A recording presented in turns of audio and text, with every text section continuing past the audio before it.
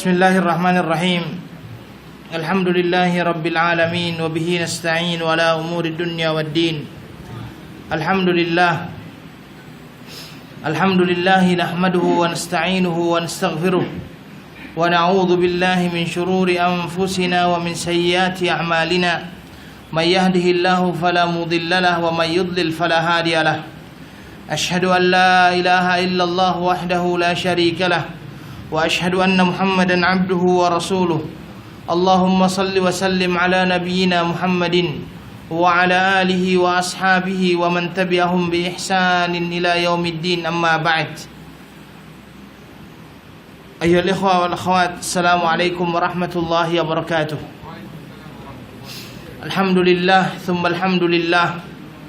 Segala puji bagi Allah subhanahu wa ta'ala azza wa jalla atas segala limpahan rahmat dan hidayahnya kepada kita semuanya. Dan kita senantiasa berharap kepada Allah subhanahu wa ta'ala, semoga kita dimasukkan oleh Allah dalam golongan orang-orang yang mensyukuri nikmat yang Allah berikan kepada kita. Salawat dan salam kepada Nabi besar Muhammad sallallahu alaihi wasallam yang kita jadikan sebagai panutan dalam hidup kita, dan kita senantiasa meminta dan berharap kepada Allah, semoga Allah memudahkan kita dalam menjalankan segala macam aktiviti kita, khususnya dalam masalah ibadah, sesuai dengan apa yang ditunjukkan oleh Rasulullah sallallahu alaihi wasallam. Di dalam Al-Qur'an dikatakan, laqad kana lakum fi Rasulillahi uswatun hasanah, bahwa sesungguhnya di dalam diri Nabi sallallahu alaihi wasallam terdapat uswah hasanah. Dan di dalam ayat yang lainnya dikatakan, wa innaka la'ala khuluqin azim, dan sesungguhnya engkau wahai Muhammad terdapat di dalam dirimu akhlak yang terpuji. Maka dari itulah sebagai umat Nabi sallallahu alaihi wasallam tidak mungkin kita mengambil orang lain sebagai contoh dalam hidup kita. Tidak mungkin kita mengambil orang-orang yang bukan muslim untuk menjadi contoh dalam hidup kita. Yang jelasnya mari kita jadikan Nabi sallallahu alaihi wasallam sebagai pedoman dan contoh di dalam kita hidup dalam kehidupan kita di muka bumi ini. Semoga Allah subhanahu wa ta'ala senantiasa merahmati kita, senantiasa memberikan kepada kita kemudahan untuk mengikuti sunnah Nabi sallallahu alaihi wasallam. Ayyuhal ikhwa wal akhwat, pada malam hari ini kembali kita akan melanjutkan pembahasan kita di dalam masalah hadis. Tayyib ayyuhal ikhwa wal akhwat, selanjutnya adapun yang akan kita bahas pada malam hari ini masih berkenaan dengan masalah nafkah, dan itu adalah di hadis terakhir di dalam kitabun nafkah. Hadis terakhir di dalam kitabun nafkah ini berasal dari An-Bahz bin Hakim an abihi an jaddihi radhiyallahu anhum qala qultu ya Rasulullah man abar qala ummaka qultu thumma man qala ummaka qultu thumma man qala ummaka thumma man qala abak thumma al-aqrab fal-aqrab, akhrajahu Abu Dawud wa Tirmidzi wa hasanah. Hadis ini adalah hadis yang sangat masyhur. Hadis ini adalah hadis yang sangat masyhur yang menjelaskan kepada kita kedudukan seorang ibu dibandingkan seorang ayah di dalam kehidupan kita. Yang mana ada seorang sahabat Nabi sallallahu alaihi wasallam bertanya kepada Rasulullah sallallahu alaihi wasallam, kepada siapa saya berbakti? Kepada siapa saya berbakti? Atau kepada siapa saya baktikan diriku ya Rasulullah? Nabi sallallahu alaihi wasallam menjawab, ummuka. Kemudian siapa lagi ya Rasulullah? Kata Rasulullah, ummuka. Kemudian siapa lagi ya Rasulullah? Kata Nabi, ummuka. Kemudian siapa lagi ya Rasulullah? Kata Nabi, abuka, abaka, ataupun bapakmu. Kemudian orang yang dekat denganmu dan yang terdekat denganmu. Ayyuhal ikhwa wal akhwat, perintah untuk berbuat baik kepada kedua orang tua, perintah untuk berbakti kepada kedua orang tua merupakan perintah kedua yang Allah subhanahu wa ta'ala tekankan setelah perintah untuk menyembah kepadanya di dalam surah Al-Isra. Wa qadha rabbuka alla ta'budu illa iyyah wa bil walidaini ihsana. Dan Allah subhanahu wa ta'ala telah memutuskan, telah memerintahkan kepadamu untuk tidak menyembah kecuali hanya kepada Allah subhanahu wa ta'ala, dan berbuat baik kepada kedua orang tuamu. Wa bil walidaini ihsana. Kemudian Allah Subhanahu wa taala mengatakan imma yablughanna 'indakal kibara ahaduhuma aw kilahuma fala taqul lahumā uffin wala tanharhuma wa qul lahumā qawlan karīma. Dan apabila salah seorang di antara mereka ataupun kedua-duanya beranjak dewasa, jangan sekali-kali kamu katakan kepadanya uff. Biasanya kalau kita berkata uff itu, kebanyakannya ulama Nusantara menerjemahkannya dengan kata-kata ah. Tapi yang jelasnya di sini adalah bantahan. Bantahan kepada ibu kita, bantahan kepada bapak kita. Wala tanharhuma, dan jangan sekali-kali engkau menghardik mereka. Jangan sekali-kali engkau mencaci maki mereka. Wala tanharhuma wa qul lahumā qawlan karīma, dan ucapkanlah perkataan kepada mereka berdua dengan perkataan-perkataan yang baik. Wakhfid lahumā janāha adh-dhulli minar rahmati, dan hendaklah engkau senantiasa menundukkan dirimu di hadapan mereka berdua. Wa qul rabbirhamhumā kamā rabbayānī shaghārā, dan senantiasalah berdoa kepada Allah Subhanahu wa taala, ya Allah, kasihani mereka, sayangi mereka berdua sebagaimana mereka telah menyayangi saya pada waktu saya masih kecil. Inilah perintah yang Allah Subhanahu wa taala perintahkan kepada kita untuk senantiasa berbuat baik kepada kedua orang tua kita. Bahkan di dalam Al-Qur'an, ayyuhal ikhwa wal akhwat, ketika perintah untuk berbuat baik kepada kedua orang tua ini bukan hanya kepada kedua orang tua kita yang beragama Islam, bahkan yang non-muslim sekalipun Islam sudah memberikan aturannya. Islam sudah memberikan garis pandunya. Di mana di dalam ayat yang lainnya di dalam surah Luqman kalau tidak salah, Allah Subhanahu wa taala menjelaskan, wa in jahadaka ala an tusyrika bima laysa laka bihi ilm fala tuti'huma wa sahibhuma fid dunya ma'rufa. Kalaulah seandainya mereka memaksa kamu untuk menyekutukan saya, itu kata Allah Subhanahu wa taala, fala tuti'huma, jangan sekali-kali engkau mentaati mereka. Tetapi Allah jelaskan, wasahibhuma fid dunya ma'rufa, hendaklah kalian tetap berbuat baik, menemani mereka dengan hal-hal yang baik-baik. Inilah yang disampaikan oleh Allah Subhanahu wa taala berkenaan dengan kedua orang tua kita. Maka dari itulah memang hal yang terpenting untuk kita ingat bahwasanya kedua orang tua kita ini adalah orang yang melahirkan kita. Orang yang kedua yang kita sayangi setelah Rasulullah sallallahu alaihi wasallam. Orang yang patut untuk kita berikan penghormatan setelah penghormatan kita kepada Allah dan Rasulullah sallallahu alaihi wasallam. Orang yang ketiga yang kita berikan penghormatan setelah penghormatan kita kepada Allah dan Rasulullah sallallahu alaihi wasallam, itulah kedua orang tua kita. Bahkan dalam sebuah riwayat dalam Sunan At-Tirmidzi, Nabi sallallahu alaihi wasallam pernah suatu hari naik di atas mimbar, dan ketika dia naik di atas mimbar, Nabi sallallahu alaihi wasallam mengucapkan amin di setiap tingkatan mimbar yang dia naiki. Dia naik satu tangga, dia ucapkan amin, amin. Dia naik satu tangga lagi, dia ucapkan amin, amin. Dia naik satu tangga lagi, dia ucapkan amin, amin. Kemudian akhirnya sahabat Nabi sallallahu alaihi wasallam bertanya, ya Rasulullah, bima ammanta? Ya Rasulullah, kenapa engkau mengucapkan amin ya Rasulullah? Kata Rasulullah, sesungguhnya saya menjawab doanya Jibril. Ingat, dari 3 doa Jibril yang diaminkan oleh Nabi sallallahu alaihi wasallam, salah satunya adalah celakalah, celakalah bagi orang-orang yang mempunyai kedua orang tua atau salah satu dari mereka hidup dan tidak menjadikan akhirnya dia masuk surga karenanya. Celakalah, celakalah. Kemudian akhirnya Nabi sallallahu alaihi wasallam menyatakan amin, amin. Sesungguhnya di dalam kedua orang tua kita terdapat pahala yang besar bagi orang-orang yang mau mengambil pahala. Bagi orang-orang yang mau memikirkannya, bahwasanya di dalam keluarga kita ataupun di dalam ibu bapak kita, kita bisa mendapatkan yang namanya pahala. Dan kalau kita coba untuk bawa dalam keadaan yang serba modern saat ini, memang terus terang kita mengalami sebuah krisis yang sangat besar. Krisis penghormatan terhadap kedua orang tua kita. Krisis penghormatan kepada kedua orang tua kita.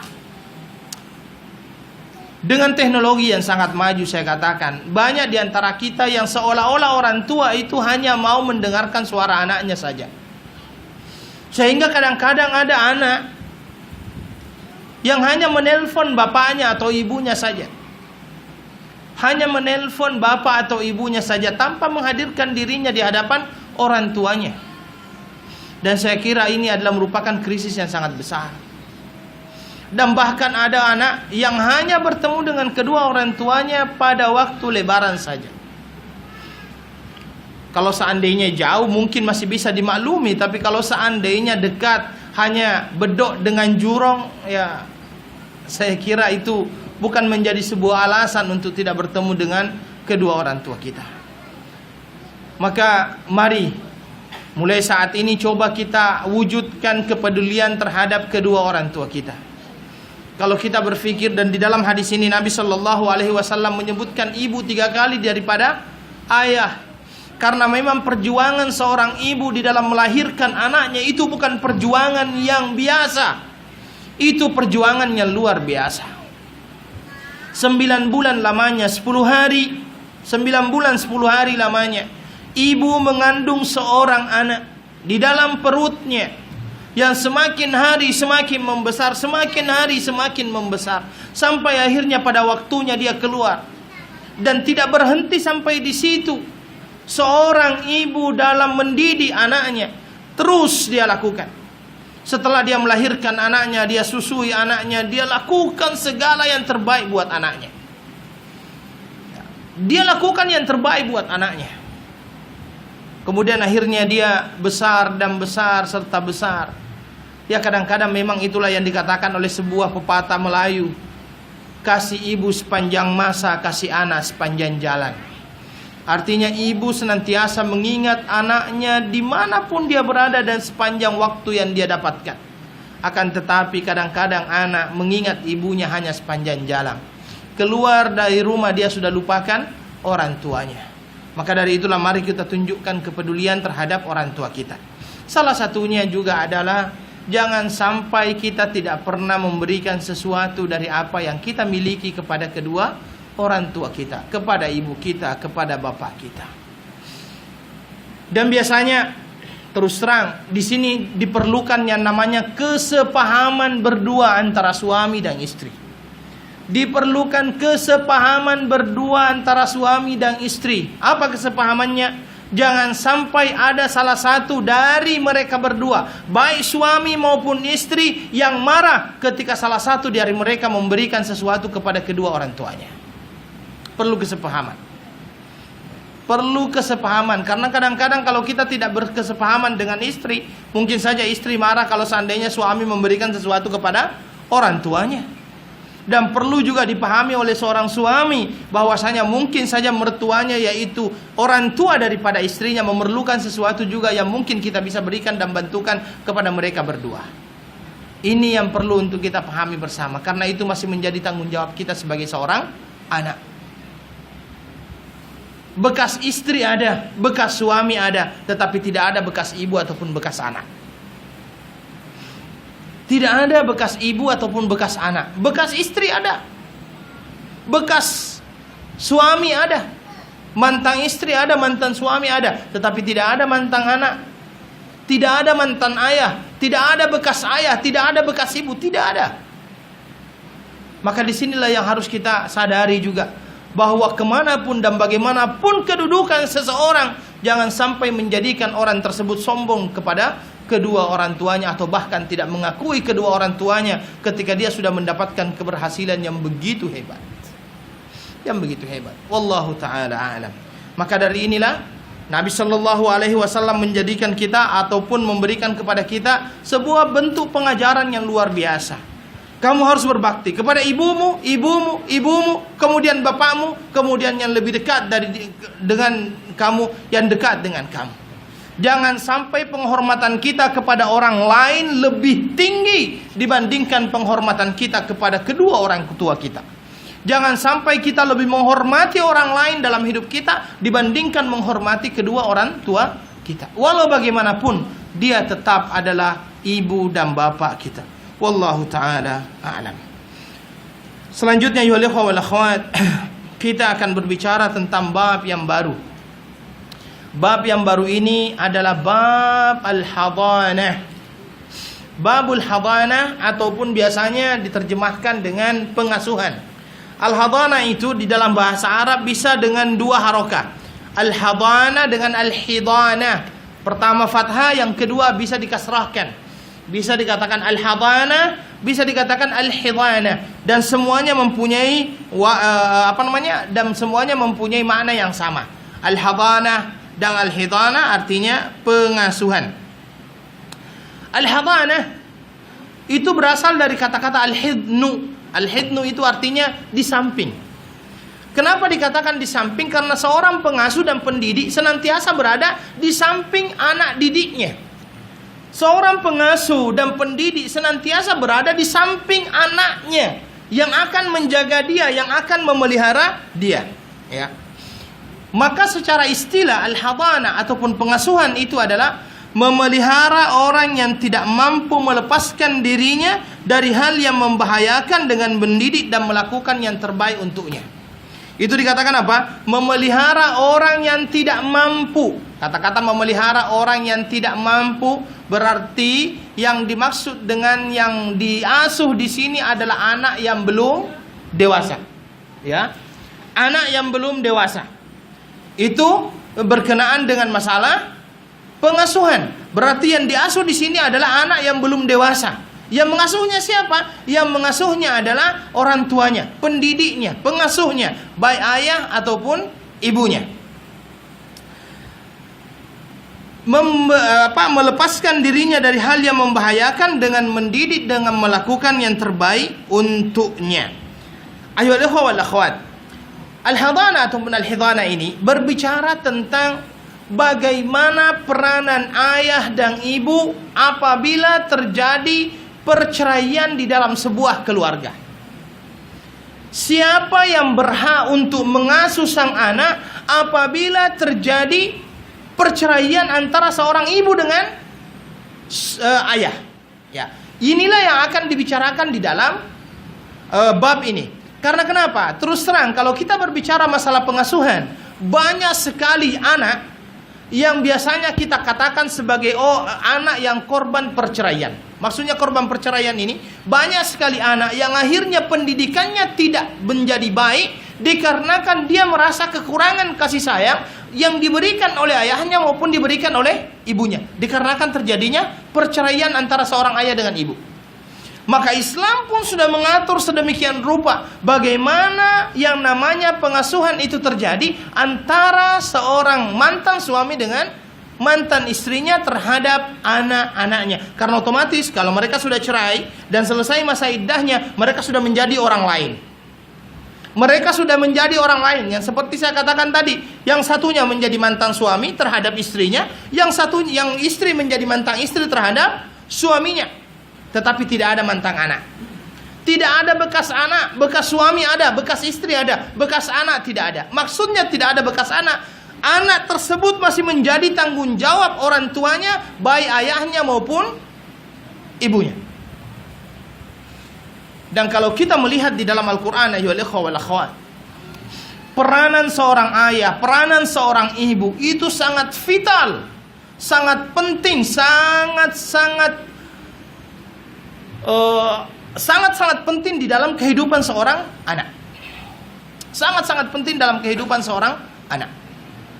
Makanya saya katakan, kalau minggu lalu saya jelaskan bagaimana Umar bin Khattab radhiyallahu an, bagaimana Umar bin Khattab radhiyallahu an menjelaskan tentang peranan istrinya. Waktu itu kan saya jelaskan bahwasanya ketika istrinya ada seseorang yang ingin mengadu kepada Umar, kemudian sesampainya di rumahnya Umar, malah Umar dimarah-marahi oleh istrinya. Dimarah-marahi oleh istrinya, dan pada saat itu Umar diam. Akhirnya orang itu keluar balik. Dia kembali dari rumahnya Umar. Umar akhirnya mengejar dia. Dia berkata, "Wahai saudaraku, saya kira engkau akan menemui aku." Kata dia, "Iya, saya akan menemui kamu, tetapi sepertinya saya salah tempat." Kenapa? "Saya datang mau mengadukan istri saya kepadamu, tetapi ternyata kamu juga dimarah-marahi oleh istrimu. Dan ternyata kamu tidak marah sama sekali ketika istrimu itu marah-marah." Apa kata Umar? "Fa'innaha tabbakhatun li ta'ami, khabbazatun li khubzi, radda'atun, ghassalatun li thawbi, radda'atun li auladi." Apa kata Umar? "Sesungguhnya istriku itu yang memasakkan saya makanan, yang membuatkan saya roti, yang mencucikan pakaian saya, radda'atun li auladi, dialah yang menyusukan anak-anak saya." Sehingga dia mengatakan, saya tidak pantas untuk marah kepada istri saya karena hal tersebut. Makanya peranan seorang istri terhadap pendidikan anak-anaknya itu sangat penting. Karena dari istrilah semuanya, insya Allah anak tersebut akan belajar. Di dalam sebuah pepatah Arab dikatakan begini, "Al-ummu madrasatul ula. Idza a'dadat tayyiban sya'ban tayyibal arak." Seorang ibu itu merupakan sekolah pertama sang anak. Kalau seandainya sang ibu menyiapkan dirinya dengan baik, maka dia akan mempersiapkan sebuah generasi yang terbaik. Dan kalau kita melihat di dalam Al-Quran, peranan seorang ibu terhadap anak-anaknya sangat besar. Peranan seorang istri terhadap anak-anaknya sangat besar. Kenapa saya katakan demikian? Coba lihat sejarah. Biasanya kalau seandainya suami itu baik, istrinya baik, anaknya baik. Suami baik, istri baik, anaknya jadi baik. Persis seperti profil daripada keluarga Ibrahim alaihissalatu wassalam. Suami baik, istri tidak baik, biasanya anaknya tidak baik. Suami baik, istri tidak baik, anaknya biasanya tidak baik. Itulah yang ditunjukkan oleh siapa? Keluarga daripada Nabiullah Nuh alaihi salatu wassalam. Suami tidak baik, istri baik, biasanya melahirkan anak yang baik. Itulah yang terjadi di dalam keluarga Fir'aun laknatullahi alaihi. Istrinya baik, dia mengasuh seorang nabi, yaitu Musa alaihi salatu wassalam. Suami tidak baik, istri tidak baik, anaknya biasanya tidak baik, seperti Abu Lahab. Maka seorang istri harus memahami itu, bahwa sebenarnya istri itu adalah tiangnya negara. Walaupun itu bukan hadis ya, tapi saya katakan istri itu ataupun seorang ibu tiangnya negara. Kenapa tiangnya negara? Karena sesungguhnya seluruh manusia, baik yang laki-laki maupun yang wanita, akan belajar pertama dari seorang ibu. Maka kalau saya, mohon maaf ya, saya senantiasa berpikir begini. Di dalam Al-Quran dikatakan, "Waqarna fi buyutikunna wa la tabarrajna tabarrujal jahiliyatil ula." Hendaklah engkau berdiam diri di rumahmu, jangan engkau berhias dengan perhiasan jahiliyah. Saya kadang-kadang mencoba hubungkan dengan keadaan kita sekarang ini, bahwa memang kenapa Allah Subhanahu wa ta'ala memerintahkan seorang ibu untuk diam di rumahnya, karena sesungguhnya jihad seorang ibu sesungguhnya ada di rumah. Jihad seorang ibu sesungguhnya ada di rumah. Perjuangan seorang ibu sesungguhnya ada di rumah. Ibulah manajer yang ada di rumah tangga. Ibulah yang mengatur rumah tangga. Ibulah yang menjadi pendidik. Baiti jannati, rumahku, syurgaku, dapat diwujudkan ketika ibu berada di dalam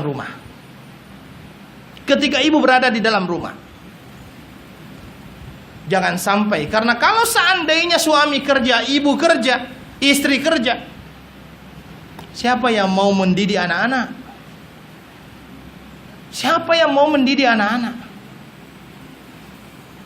Jihad utama seorang ibu itu di rumah. Perjuangan utama seorang ibu itu di rumah. Kalau seandainya ibu sudah membuat sebuah gebrakan yang bagus di dalam rumahnya, maka dia sudah mempersiapkan sebuah generasi yang terbaik dalam negaranya. Hampir kebanyakannya. Ini tidak semuanya ya.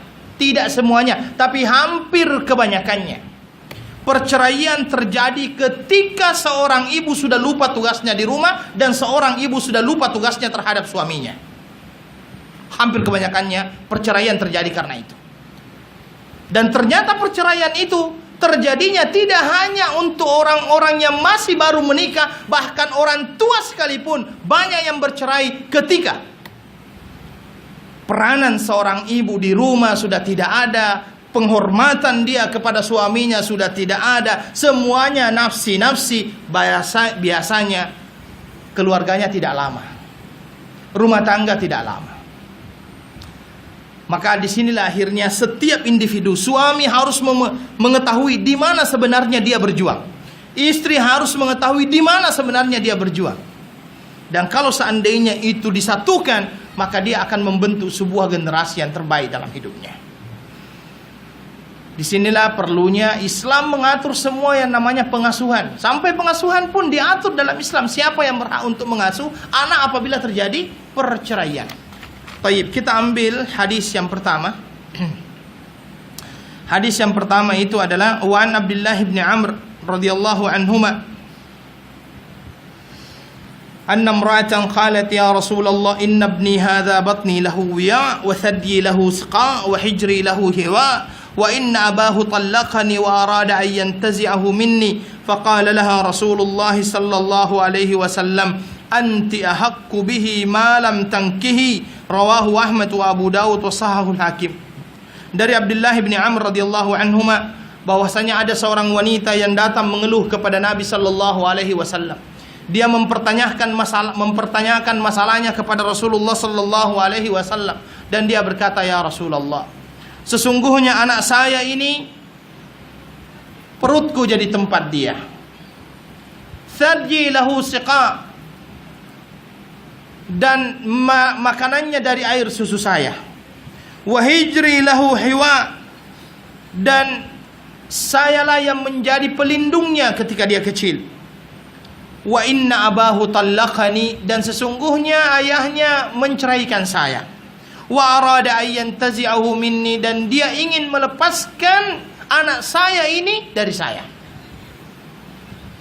Faqala laha Rasulullah sallallahu alaihi wasallam anta haqqu biha ma lam tunkihi, kamu lebih berhak kepadanya selama dia belum menikah.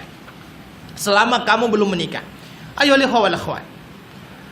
Permasalahan yang terjadi pada masa itu ketika seorang datang kepada Rasulullah sallallahu alaihi wasallam, dia mengadukan bahwa suaminya menceraikan dia dan dia mempunyai anak.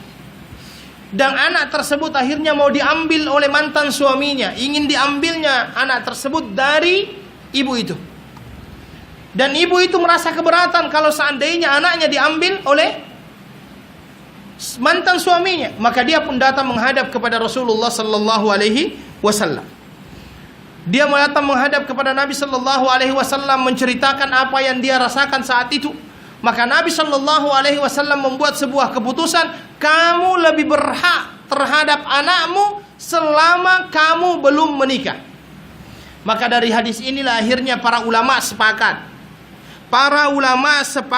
bahwa seorang ibu lebih berhak untuk mengasuh anak daripada seorang ayah selagi anak tersebut masih kanak-kanak. Para ulama mencoba untuk menjelaskan ayyuhal ikhwah wal akhwat, kenapa? Kenapa seorang ibu lebih berhak untuk mengasuh anaknya dibandingkan ayahnya ketika dia masih anak-anak? Karena menurut para ulama, anak-anak di masa itu memerlukan yang namanya kasih sayang dan kelemah lembutan. Kasih sayang dan kelemah lembutan itu biasanya hanya diberikan oleh seorang ibu kepada anaknya, bukan seorang ayah. Karena kenapa? Ternyata penelitian menyatakan seorang ayah itu kurang sabar menghadapi anak dibandingkan ibu. Ibu itu sangat sabar menghadapi anak. sangat sabar menghadapi anak. Sedangkan ayah mungkin 1-2 jam, 3 jam masih oke. Tapi setelah itu mungkin saja dia sudah agak mempunyai kemarahan, sehingga kesabaran seorang ayah itu lebih sedikit dibandingkan kesabaran seorang ibu. Kasih sayang seorang ayah lebih kurang dibandingkan seorang ibu. Maka dari itulah para ulama menjelaskan, kalau seandainya terjadi perceraian dan anak-anak itu masih kecil, maka dia harus diserahkan kepada ibunya. Ibunya lebih berhak untuk mengasuhnya. Ibunya lebih berhak untuk mengasuhnya. Akan tetapi, kalau seandainya sang ibu yang dicerai tersebut sudah mempunyai suami lagi, maka pengasuhan itu bisa saja gugur. Pengasuhan itu, hak pengasuhan bisa saja gugur daripada sang ibu dan dikembalikan kepada sang ayah. Alasan ulama yang diberikan dalam masalah itu dikarenakan ketika sang ibu sudah menikah dengan lelaki lain, maka tanggung jawabnya kepada suaminya yang baru lebih besar dibandingkan tanggung jawabnya kepada anaknya. Dia mempunyai kewajiban kepada suaminya itu lebih besar dibandingkan kepada anaknya. Dan jangan sampai seorang ibu ataupun seorang ibu ini terbagi perhatiannya. Pertama dia ingin memperhatikan anaknya, yang kedua dia juga ingin memperhatikan suaminya. Dan jangan sampai perhatiannya kepada anaknya mengalihkan perhatian dia kepada suaminya, padahal itu yang menjadi tanggung jawabnya sekarang, untuk memperhatikan suaminya. Tetapi para ulama juga menjelaskan, kalau seandainya suami kedua daripada ibu tersebut ridha bahwa istrinya mempunyai anak dan berada di bawah asuhannya, dan dia ridho itu, dan dia terima itu, maka sang suami yang lalu bisa memberikan hak asuh kepada bekas istrinya dengan suami barunya.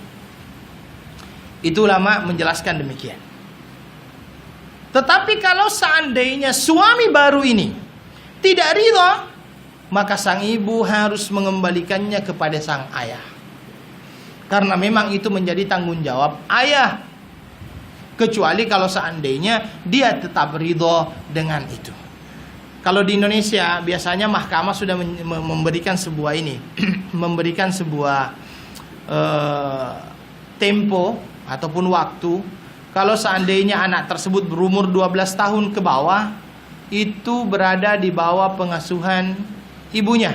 Kecuali kalau seandainya didapat bahwa ibunya ini adalah orang yang tidak bertanggung jawab atau bahkan menjadikan anak tersebut salah jalan. Maka ketika didapati seperti itu, pengasuhannya gugur dan diberikan kepada suaminya. Tetapi kalau tidak didapati itu, maka yang berhak untuk mengasuhnya tetap adalah ibunya sampai dia berumur 12 tahun. Ketika dia berumur 12 tahun, maka sang anak disuruh memilih siapa yang dia pilih. Adakah dia pilih ayahnya atau dia memilih ibunya? Wallahu ta'ala a'lam. Hadis yang kedua.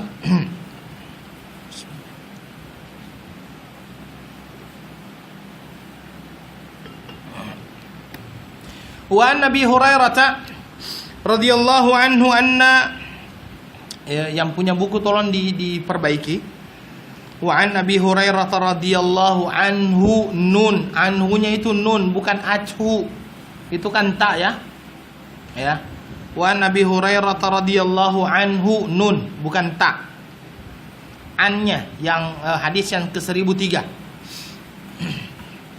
Anna imra'atan qalat ya Rasulullah inna zawji yuridu an yadhhaba bi ibni wa qad nafa'ani wa saqani min bi'ri abi 'inabah faja'a zawjuha faqala an-nabiy sallallahu alaihi wasallam ya gulam hadha abuka wa hadhihi ummuka. Ya, bukan ummuki, itu juga salah. Ummuka bukan ummuki. Harokatnya itu kaf. Harokat di kaf itu bukan ki tetapi ka. Wa hadhihi ummuka fahudh biyadi ayyihima syi'ta fa akhadha biyadi ummihi fantalaqat bih. ya. Jadi ada dua kesalahan di dalam hadis tersebut. Yang pertama anhu, itu kan tulisannya athu, ya, ta dijadikan nun. Kemudian yang kedua ummuka, bukan ummuki. Yang di bawah itu wahadihi ummuka, bukan ummuki. Harokatnya. Mungkin ada yang bertanya, harokat biasa Ustaz. Bukan begitunya. Ummuka dengan ummuki itu beda artinya. Kalau ummuka itu ibumu untuk laki-laki, kalau ummuki ibumu untuk wanita, perempuan. Sehingga itulah bahasa Arab. Kaki aja sudah beda, ya. Itulah bahasa Arab. Ayolah wal akhwat. Ini adalah hadis yang kedua, yang artinya adalah dari Abi Hurairah radhiyallahu anhu, bahwasanya seorang wanita berkata, wahai Rasulullah, sesungguhnya suamiku ingin membawa anakku. Ia telah memberikan makan dan minum kepadaku dari penghasilan yang didapat dari subur Abu Ainabah. Kemudian suaminya datang, lalu Rasulullah sallallahu alaihi wasallam bersabda kepada anaknya, wahai anak, ini adalah ayahmu dan ini ibumu.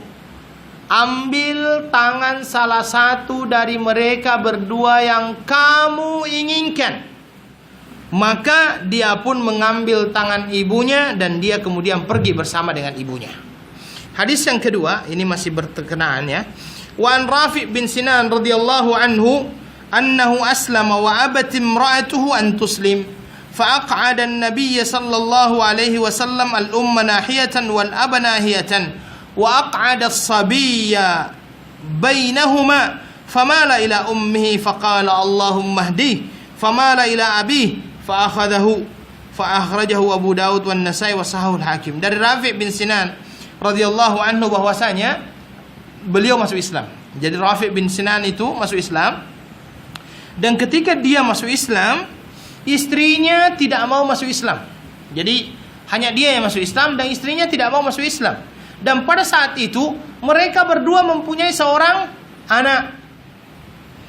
Maka akhirnya siapa yang berhak untuk mengasuhnya?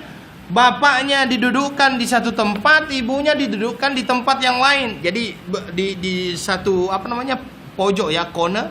Ibunya juga di kona itu. Kemudian anaknya berada di tengah-tengah.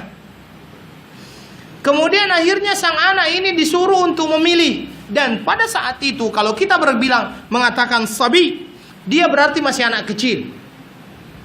Dia berarti masih anak kecil. Sabi, anak kecil. Awalnya sang anak ini mau mendekati ibunya.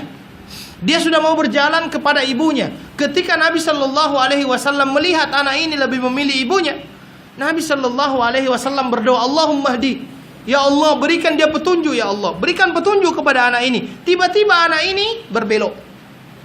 Dia langsung menuju kepada ayahnya, dan akhirnya ayahnya lah yang mengambil hak asuhnya. Tayyib ayyuhal ikhwah wal akhwat. Dua hadis ini berkenaan dengan kalau seandainya anak tersebut ketika terjadi perceraian kedua orang tuanya sudah mumayyiz. Ingat, mumayyiz itu adalah keadaan di mana seorang anak sudah mampu membedakan mana yang baik, mana yang buruk, walaupun dia belum balik. Mumayyiz itu adalah keadaan, biasanya kan orang mengatakan tamyiz. Tamyiz itu adalah keadaan di mana seorang anak sudah mampu membedakan mana yang baik, mana yang buruk, walaupun dia belum baligh. Walaupun dia belum balik. Jadi pada saat anak itu sudah mumayyiz, mampu membedakan mana yang baik, mana yang buruk, apabila terjadi perceraian di antara kedua orang tuanya, apa yang dilakukan oleh Nabi? Nabi Shallallahu Alaihi Wasallam meminta anak itu sendiri yang memilih siapa yang dia mau pilih. Maka di dalam keadaan seperti itu, dua kisah ataupun dua case yang baru kita bacakan ini, Nabi Shallallahu Alaihi Wasallam, kalau yang pertama kan kedua-duanya Muslim. Maka ketika kedua-duanya Muslim, Nabi Shallallahu Alaihi Wasallam mendudukkan mereka dan anaknya akhirnya didudukkan di tengah-tengah. Kemudian dia berkata kepada anak itu, ini ibumu, ini ayahmu. Ambil tangan salah satunya di antara mereka. Akhirnya anak itu mengambil siapa? Ibunya. Akhirnya ibunya lah yang mendapatkan hak asuh daripada anak tersebut. Yang kedua, bapaknya muslim, ibunya bukan muslim. Begitu juga yang dilakukan oleh Nabi Shallallahu Alaihi Wasallam, yang ayahnya didudukkan di satu tempat, ibunya juga didudukkan di satu tempat. Sang anak disuruh untuk memilih. Awalnya dikarenakan memang kalau anak kecil itu memang lebih suka kepada ibunya dibandingkan ayahnya kadang-kadang ketika dia masih kecil. Maka di awal itu dia memilih ibunya. Tetapi Nabi Shallallahu Alaihi Wasallam berdoa dan mendoakan anak itu, Allahumma hdi, ya Allah berikan petunjuk kepada dia. Akhirnya sang anak yang awalnya sudah menuju kepada ibunya langsung memutar arah dan menuju dan memilih ayahnya. Dan akhirnya ayahnya lah yang mendapatkan pengasuhan anak tersebut. Di sini akhirnya para ulama menjelaskan bahwasanya apabila anak itu sudah mempunyai ataupun sudah mampu memilih mana yang baik, mana yang tidak baik, sudah mampu membezakan mana yang benar, mana yang tidak benar, maka dia diberikan kesempatan untuk memilih dengan siapa dia mau tinggal apabila terjadi perceraian di antara bapak dan ibunya. Dia disuruh untuk memilih. Kalau dia sudah bisa memilih, kalau dia sudah bisa memilih, silahkan. Tetapi kalau anak tersebut masih bayi, belum bisa memilih siapa-siapa, mungkin masih umur 1 atau 1,5 tahun, dia belum bisa apa-apa, atau bahkan 2 tahun dia belum bisa apa-apa, maka lebih diserahkan kepada ibunya. Tetapi ketika dia sudah bisa memilih, mumayyiz, maka dia diberikan pilihan siapa yang dia mau pilih, adakah dia memilih ayahnya atau ibunya. Muncul permasalahan, bolehkah memberikan hak asuh kepada non-muslim sementara pasangannya adalah muslim? Dalam arti yang lainnya, kalau terjadi sebuah perpisahan yang ayah ini adalah muslim, istrinya mungkin non-muslim, atau sebaliknya, istrinya muslimah, ayahnya adalah non-muslim. Pertanyaannya, bolehkah memberikan hak asuh kepada kepada ayah atau ibunya yang non muslim? Pendapat ini terdapat perbedaan di kalangan para ulama. Mazhab Abu Hanifah, Al-Imam Abu Hanifah itu menjelaskan bolehnya seorang non muslim mengasuh anaknya yang muslim. Dan menurut Imam Abu Hanifah, pengasuhan itu jangan dikaitkan dengan masalah agama. Yang namanya pengasuhan ini lebih dikaitkan dengan masalah kasih sayang. Seorang ibu walaupun non muslim tetap sayang sama anaknya. Karena saya kira biasanya kan orang mengatakan sebuas-buasnya harimau, dia tidak akan tetap mencelakakan anaknya. Seburuk-buruknya perangai seorang ibu, dia tidak akan membunuh anaknya. Maka Imam Abu Hanifah melihatnya dari sisi situ, bahwasanya yang diperlukan oleh anak pada saat itu adalah kasih sayang.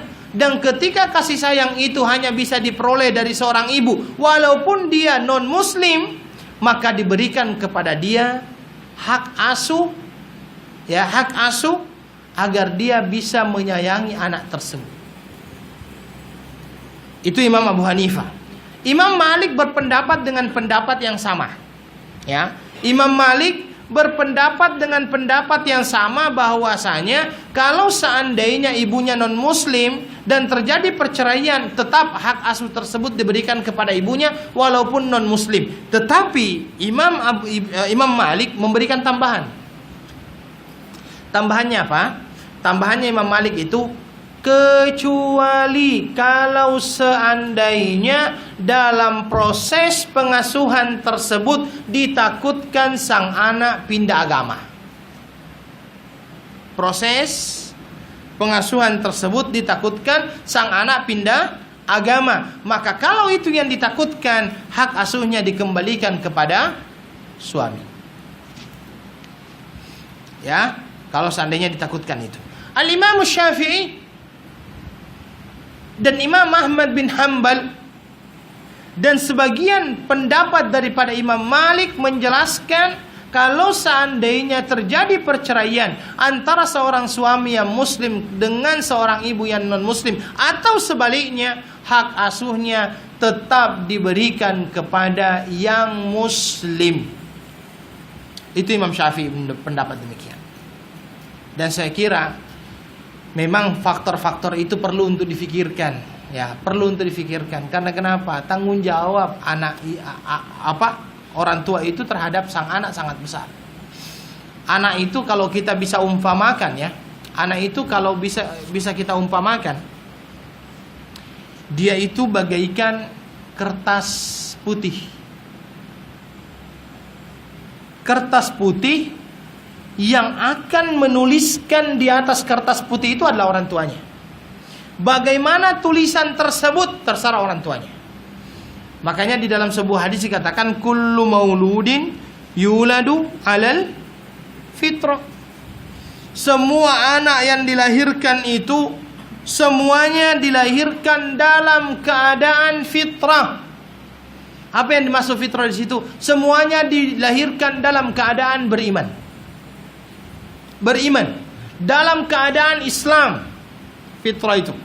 Jadi fitrah itu diterjemahkannya dalam keadaan Islam, dalam keadaan iman. Fitrah. Siapa yang merubahnya? Di dalam hadis itu dikatakan juga, fa'abawahu, kedua orang tuanya lah, yunassiranihi wa yumajjisanihi wa yuhawwidanihi, kedua orang tuanya lah yang menjadikannya dia Yahudi, Majusi, dan Nasrani. Dalam dunia pendidikan itu dikenal dengan trias ataupun 3 pusat pendidikan pertama. 3 pusat pendidikan pertama seorang manusia itu ada 3. Yang pertama, keluarganya. Yang kedua, lingkungannya. Dan yang ketiga, sekolah. Rumah, lingkungan, yang ketiga adalah sekolah. Jangan terbalik, jangan dibalik. Jangan sampai orang tua itu betul-betul melepaskan anaknya dididik di sekolah, tetapi dia tidak mendidiknya. Ingat, jangan dibalik. Pertama sekali yang mendidik seorang anak di dalam kehidupannya adalah keluarganya, lingkungannya, sekolahnya. Kalau seandainya keluarga tidak mampu mendidik anak tersebut, maka dia akan dididik oleh lingkungannya. Dia akan dididik oleh lingkungannya. Maka jangan salahkan kalau seandainya anak itu salah jalan. Jangan salahkan kalau anak itu salah jalan. Yang salah adalah kenapa tidak dari awal dia dididik. Dan berkali-kali saya katakan, banyak orang tua itu salah asuhan. Banyak orang tua itu salah didik, salah asuh. Kenapa salah asuh, salah didik? Dia kasihannya itu, sehingga dengan rasa kasihannya anak itu dibiarkan tidak beriman kepada Allah. Maksudnya bagaimana? Sebagai contoh, anak tersebut peminat sepak bola, bola sepak lah misalnya. Kebetulan Barcelona misalnya mau main dengan Real Madrid tengah malam, pukul 3. Sang ayah rela membangunkan anaknya, bangun nak. Dia nonton bola dari pukul 3 sampai pukul 5. Sampai pukul 5 anak tersebut ngantuk, tidur dia. Subuh 5, sekarang 5.50 ya, 5.57, 5.58 sekarang. Subuh 5.58, anak tersebut baru tidur. Sang ayah ataupun sang ibu kadang-kadang berkata begini, jangan bangunkan dia, kasihan baru tidur. Subhanallah. Terjadi tidak seperti itu? Iya, terjadi. Terjadi seperti itu. Dan kadang-kadang kita memberikan sesuatu kepada anak itu hanya dikarenakan rasa kasihan, tapi kita tidak tahu dan kita tidak pernah melihat dampak negatif, kesan negatif dari cara kita mendidik dia. Kesan negatif dari cara kita mendidik dia.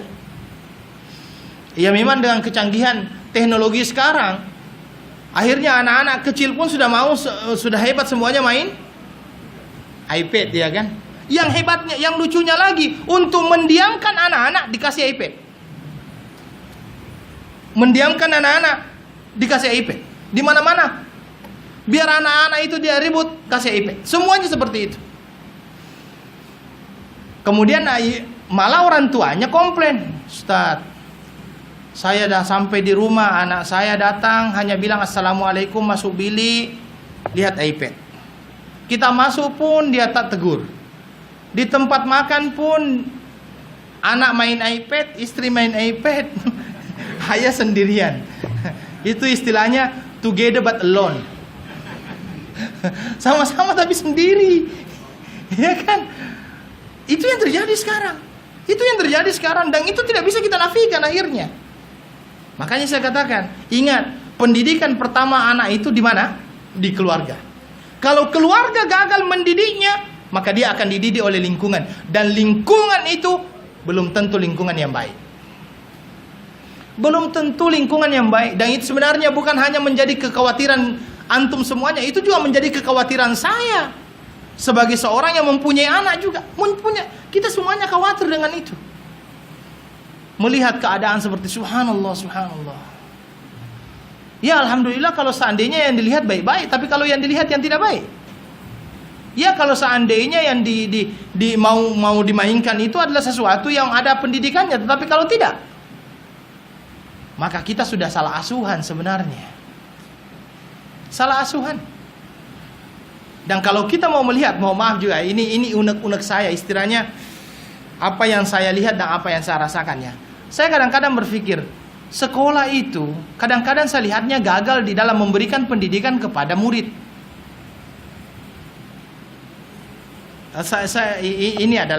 Ini tidak reality mungkin ya, tetapi ini yang saya pikirkan begini. Anak-anak bapak ataupun anak-anak ibu ini habis sekolah biasanya ikut apa? Tuition ya. Ada tuition matematik, tuition ini, semua tuition diikuti. Tuition semuanya diikuti. Ketika dia PSLI ataupun dia ikut ujian di sini apa namanya? Exam misalnya. Kemudian bapak ditanya, anak bapak bisa mempunyai nilai yang bagus ataupun dia lulus karena apa?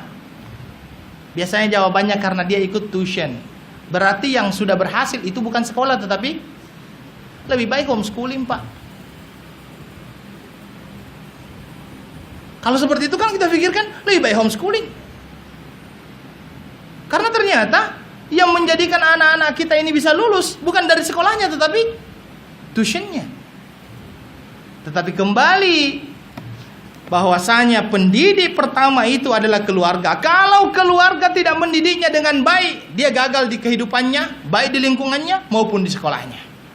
Tetapi kalau sudah keluarga berhasil dalam mendidik anak-anaknya, insya Allah dia akan berhasil di lingkungannya, dia akan berhasil di dalam sekolahnya. Mendidik anak itu tidak selamanya disayang-sayang, Bu. Tidak selamanya disayang-sayang. Kalau orang Melayu mengatakan, kalau sayang ditinggal-tinggal ya. Apa tuh? Oh, istri disayang ditinggal-tinggal, anak di tangan-tangankan. Tangan-tangan kan dipukul-pukul ya. Ya. Kalau sayang istri ditinggal-tinggal, kalau sayang anak ditangan-tangankan. Itu sebenarnya sebuah filosofi yang sangat besar itu. Filosofinya sangat dalam sebenarnya, bahwa pendidikan seorang anak itu tidak selamanya kita menuruti apa yang diinginkan oleh anak. Kadang dia harus menangis, tetapi tangisan dia saat ini itulah yang akan menjadikan dia tertawa pada masa yang akan datang. Tetapi ketika kita berikan kebahagiaan di masa dia muda dengan memberikan segala apa yang dia inginkan, bisa saja kebahagiaan dia pada masa muda menjadi tangisan dia pada masa yang akan datang. Bisa. Dan Nabi dalam Nabi di dalam mendidik anak-anaknya itu, bukan anak-anaknya, dan mendidik cucu-cucunya serta mendidik umatnya, memang sangat hebat. Dan yang terakhir saya katakan begini, mendidik anak-anak tidak cuma hanya dengan perkataan, tetapi perlu contoh. Perlu contoh. Saya kadang-kadang heran dengan beberapa teman ataupun beberapa orang yang mengantar anaknya ke sekolah-sekolah madrasah. Anak-anaknya Masya Allah dengan tudung yang begitu lengkap, orang tuanya Masya Allah dengan baju yang begitu minim. Ya kan? Istilahnya nanti anak-anaknya bingung ini, ustazah mengatakan harus begini, tetapi lihat dalam kehidupan sehari-harinya itu yang terjadi. Anak-anaknya bingung siapa yang mau diikuti. Itu juga menjadi sebuah masalah akhirnya. Itu juga menjadi sebuah masalah. Kalau sudah seperti itu yang terjadi, tinggal tunggu kehancuran. Tinggal tunggu kehancuran. Kadang-kadang kita suruh sholat anak-anak, sholat nak. Orang tuanya tidak sholat. Baca Quran, orang tuanya tak baca Quran. Anak itu perlu contoh, bukan sekedar perintah. Perlu contoh, perlu pembiasaan. Maka mudah-mudahan kita bisa membiasakan anak-anak kita untuk melakukan yang terbaik. Dan ketika Allah sudah menitipkan itu sebagai amanah kepada kita, mari kita jalankan amanah tersebut dengan baik. Mudah-mudahan anak-anak kita bisa menjadi qurratu ayun. Sebagaimana doa kita, Rabbana hablana min azwajina wa dzurriyyatina qurrata ayun. Yang namanya qurrata ayun itu penyejuk mata. Yang namanya penyejuk mata itu kalau seandainya kita lihat anak-anak kita melakukan kebaikan. Kalau seandainya anak-anak yang kita lihat ini tidak melakukan yang kebaikan, bukan penyejuk mata, akhirnya pemanas mata. Penyejuk mata, qurrata ayun. Kemudian diakhiri dengan sebuah doa, waj'alna lil muttaqina imama. Ya Allah, jadikan keluarga kami. Jadikan keluarga kami sebagai imam bagi orang-orang yang bertakwa. Itu senantiasa doa yang kita ucapkan, senantiasa doa yang kita doakan. Usaha sudah ada, doa sudah ada. Mudah-mudahan Allah Subhanahu wa taala memudahkan kita di dalam memberikan pendidikan dan pengajaran kepada anak-anak kita. Wallahu taala alam. Kalau seandainya ada pertanyaan silakan. Silakan Pak. Baik, alhamdulillah wassalatu wassalam. Oke. Itu Pak ya. Orang tuanya baik tetapi anaknya tidak baik ya. Baik, alhamdulillah wassalatu wassalamu ala Rasulillah.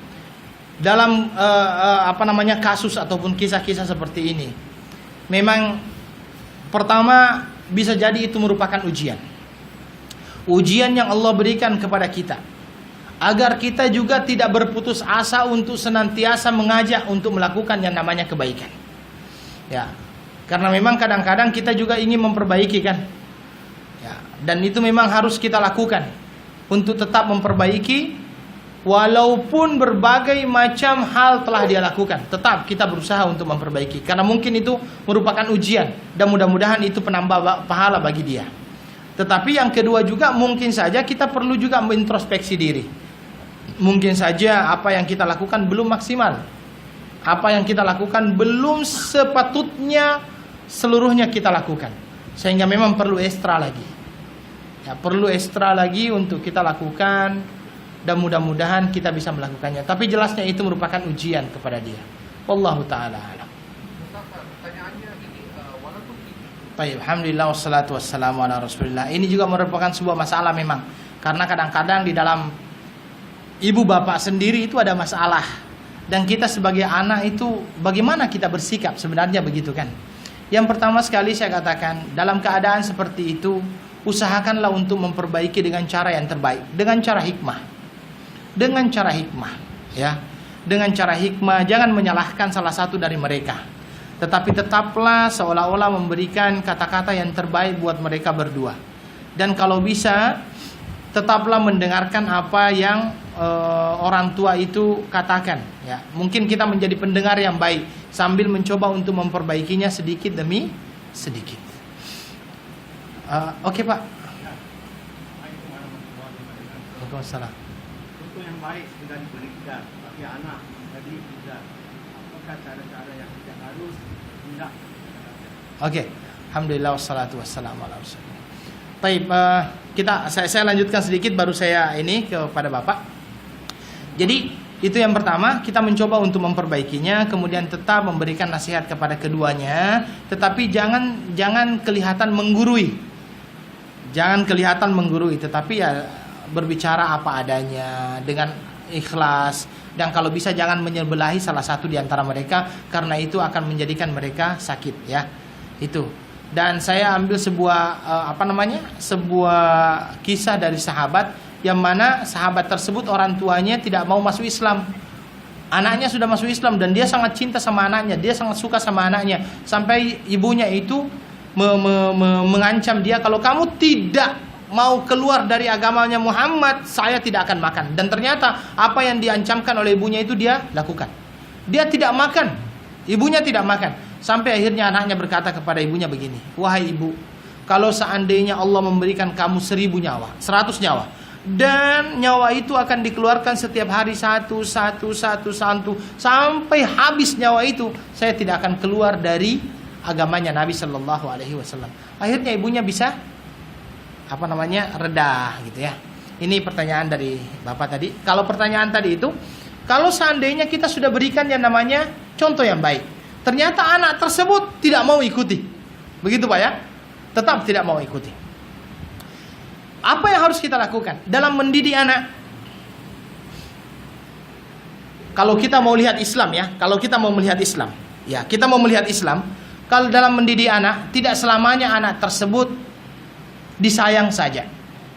Tetapi kadang-kadang kita perlu mendidiknya, ya berikan sedikit pukulan. Nabi juga tidak melarang kok untuk memberikan pukulan. Di dalam Al-Quran, di dalam sebuah hadis kan begitu.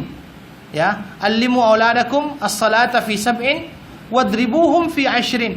Ajarkan anak-anakmu salat pada waktu dia berumur berapa tahun?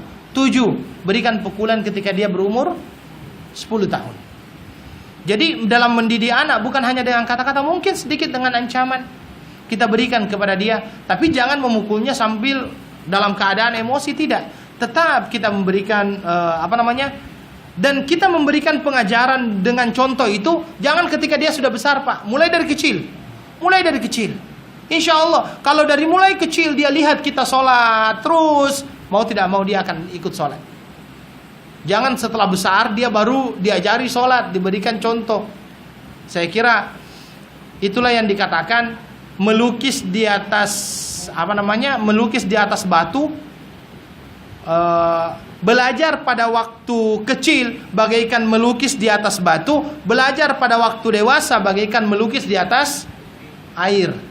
Air ya, kalau di sini apa? Air juga ya. Artinya memberikan contoh itu mulai dia dari kecil, jangan ketika dia sudah dewasa. Karena kalau sudah dewasa dia sudah mempunyai banyak pilihan. Tetapi ketika dia kecil, dia lihat orang tuanya melaksanakan itu semuanya, dia akan ikut itu. Ingat, anak kecil itu akan ikut apapun yang dilakukan oleh orang tuanya. Kalau orang tuanya banyak berbicara kotor, anaknya pasti ikut. Kalau orang tuanya banyak berbicara dengan bicara yang baik, insya Allah anak-anaknya tidak tahu bicara kotor. Ya, itu dikarenakan pembiasaan dan itu dikarenakan dia memberikan contoh. Tapi kalau seandainya semua itu sudah dilakukan, tetap anak itu, masya Allah ya kan. Kembali, pertama mungkin itu ujian dari Allah Subhanahu wa Ta'ala, ya. Dan jangan pernah bosan untuk memberikan yang namanya pendidikan dan pengajaran kepada anak kita. Yang ketiga adalah senantiasa doakan. Karena doa orang tua itu adalah doa yang sangat makbul oleh Allah Subhanahu wa Ta'ala apabila dia mendoakan anaknya. Wallahu ta'ala a'lam. Tapi pernikahan sivil itu pernikahan beza agama ya. Oke. Alhamdulillah wassalatu wassalamu ala Rasulillah. Memang akhirnya kita akan katakan dari awal memang sudah salah. Dari awal sudah salah. Jadi kalau seandainya dari awal salah, jangan salahkan apa yang dimunculkan dari hasil yang salah itu. Sesuatu yang salah akan menghasilkan hal yang salah. Dari awal sudah salah dan dia sudah ridho itu, ketika dia menghasilkan akhirnya anak, ya kan? Ya jangan salahkan apa yang dihasilkan dari sebuah hal yang salah. Di dalam memang sudah dilarang kan adanya pernikahan beza agama sebenarnya di dalam Islam.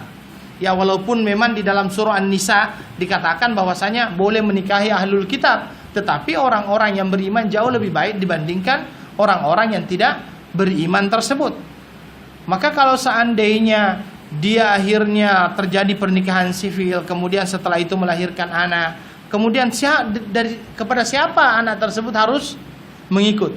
Disitulah akhirnya peranan seorang ayah yang muslim memberikan pendidikan dan nilai-nilai tauhid kepada anaknya sejak dia kecil. Dengan harapan mudah-mudahan anaknya itu ikut sama dia. Artinya mencoba untuk meminimalkan kesalahan setelah dia melakukan kesalahan. Wallahu ta'ala a'lam. Saya kira itu yang bisa kami sampaikan pada malam hari ini. Mudah-mudahan bisa bermanfaat bagi kita semuanya. InsyaAllah sampai jumpa lagi InsyaAllah untuk pelajaran hadis, pelajaran tafsir ya. Dan mudah-mudahan Allah Subhanahu wa ta'ala senantiasa memberikan kepada kita yang terbaik Dan mudah-mudahan anak-anak kita adalah anak-anak yang diridhoi oleh Allah Subhanahu wa taala untuk menjadi orang-orang yang baik juga. Kita akhiri dengan doa kafaratul majlis. Subhanakallahumma wa bihamdika asyhadu an la ilaha illa anta astaghfiruka wa atubu ilaik. Wassalamu alaikum warahmatullahi wabarakatuh.